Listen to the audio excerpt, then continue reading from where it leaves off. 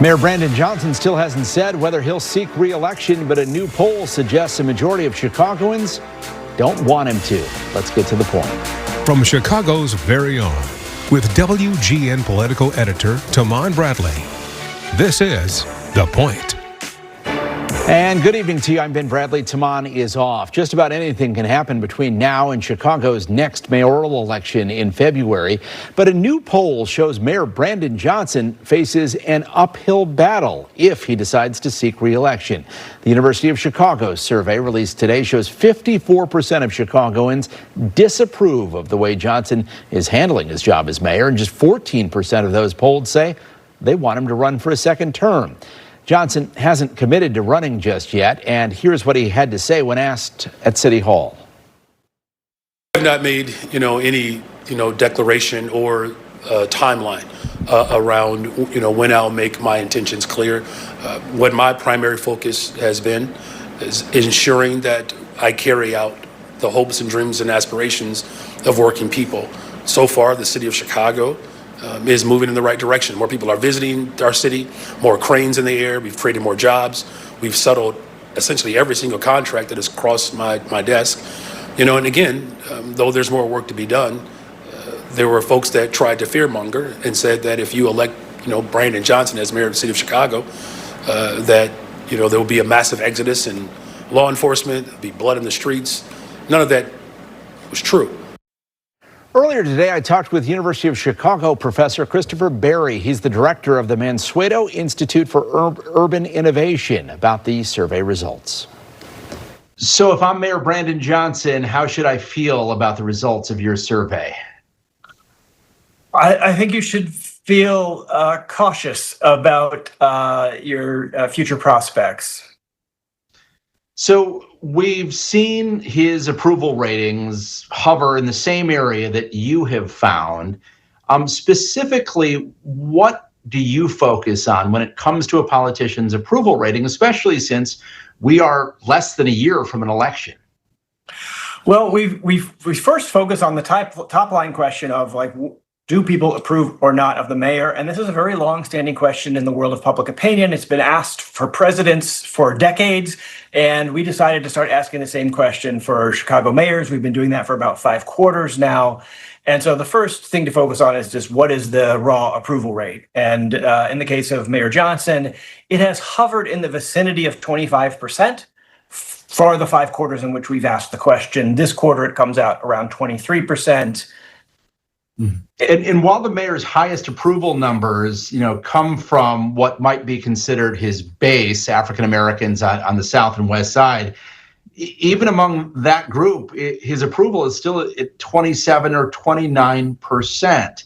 He's underwater among Black voters. I guess the question is, does the mayor have a constituency left for which to build a re-election campaign? Yeah, I think you're exactly right. And after looking at the top line number, what's the approval rate? Then you try to look at, well, is there some core constituency, some group within the city in which his approval rate is very, very high, and that might form the basis for, say, a re-election campaign. And in this instance, we can't really find such a group. We are able to disaggregate the data by race, by income, by age, by region of the city. And at every single one of those, we're finding that his disapproval rate far outweighs his approval rate. And as you said, that's even true on what you might stereotypically think of as his core constituency, say Black Chicagoans on the South Side. Even their approval rate is quite low. And you all specifically asked, you said, hey, Mayor Johnson has not announced whether or not he's going to seek re-election. Would you like to see him run? And 57% of people said no. Is that and only 14% of people said yes.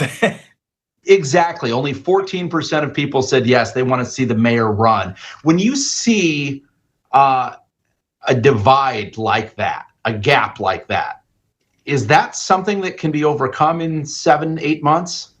I think it will be really challenging because there's a third number out there. As you said, about 57% of people say they don't want him to run. About 14% of people say they do. And that leaves about 30% of people who say they have no opinion. And so when you ask, could you turn this around in the next few months? One of the ways to ask that is, suppose you won over everybody who has no opinion. Like all these undecided people, you could do something to win them all over.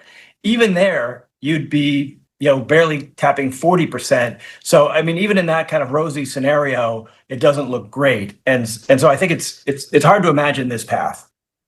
But it's important to point out that Chicago is somewhat unique in that you don't have to, especially with a field this big, you don't have to get 50% plus one of the vote in the first election.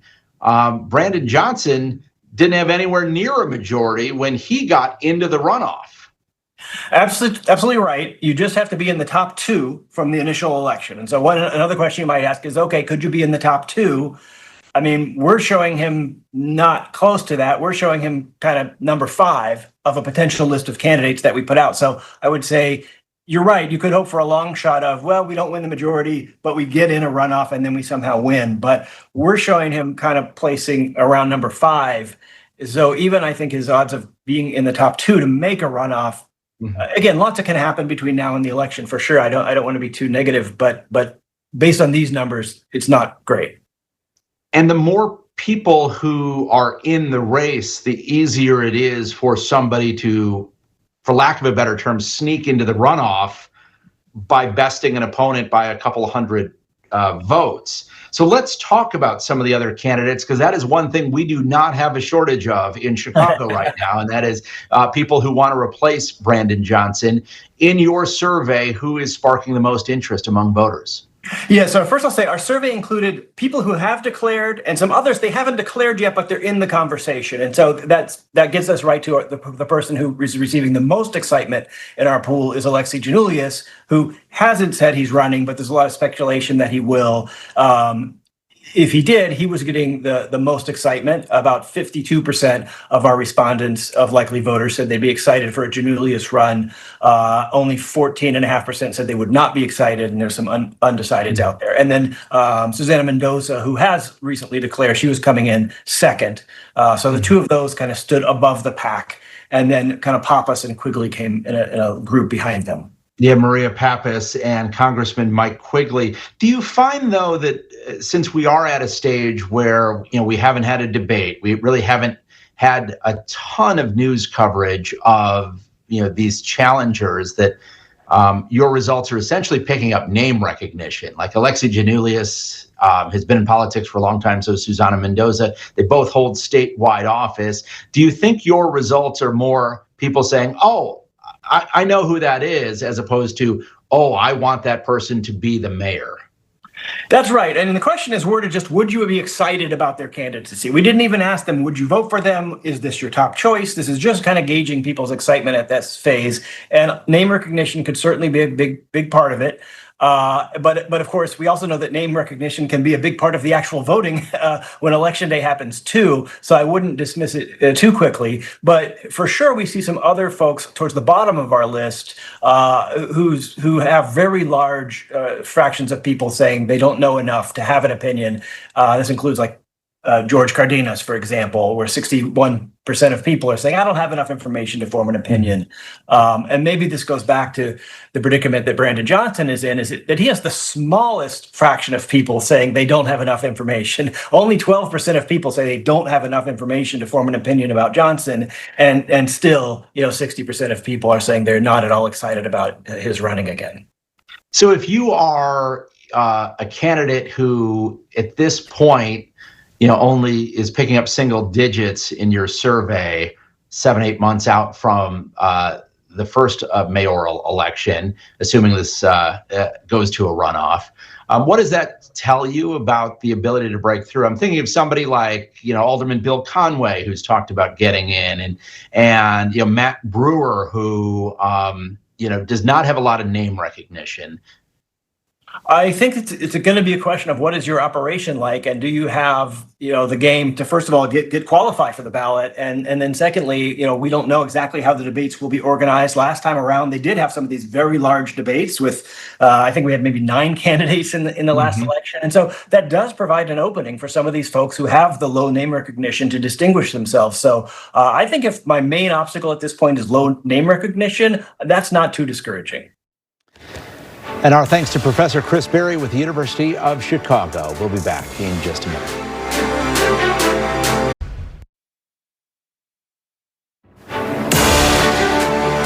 Republicans on Capitol Hill frequently disparage Democrat-led cities like Chicago to boost their conservative street cred. Well, today, Senator John Kennedy from Louisiana took a shot at former Mayor Lori Lightfoot in an effort to help acting Attorney General Todd Blanche score points during his confirmation hearing. Tonight's tip of the hat goes to this clip from Washington. Now, Mayor Lori Lightfoot she sent the world a letter suggesting that we should not confirm you as Attorney General. Who is Mayor Lori Lightfoot, just for the record? So she's the former mayor of Chicago. I believe she had a brief stint in the Department of Justice prior to her political life. Right. She thinks cops are a bigger problem than criminals. Would that be a fair assessment? She definitely, her public rhetoric is not something that either myself or this administration supports, which is to always back our law enforcement. Would you put her even in charge of a ham sandwich? I don't believe she should be any part of this administration. Well, the people of Chicago apparently agreed. I think she ran for re-election and got 16% of the vote. The Tribune's Alice Yin reports Lightfoot called the exchange unrepentant racist remarks.